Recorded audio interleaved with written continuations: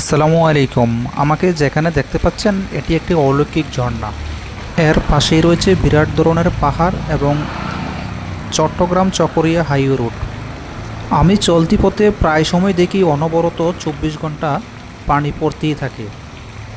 প্রতিদিন পানি পড়তে থাকায় আজকে বিরক্ত হয়ে গেছিলাম। অবশেষে কর্তৃপক্ষকে বলেই ফেললাম আপনারা বিদ্যুতের অপচয় করেন। পরে তারা বলল কিসের অপচয়, আমি বললাম এই যে মোটরটা অনবরত চলতে থাকে।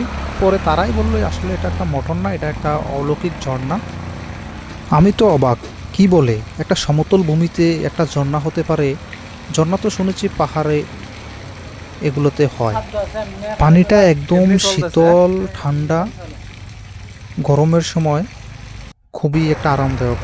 পথচারীরা বিভিন্ন সময় আসে এখানে, হাত মুখ ধোয়, পানি খায়, ফ্রেশ হয়, নামাজ পড়ে।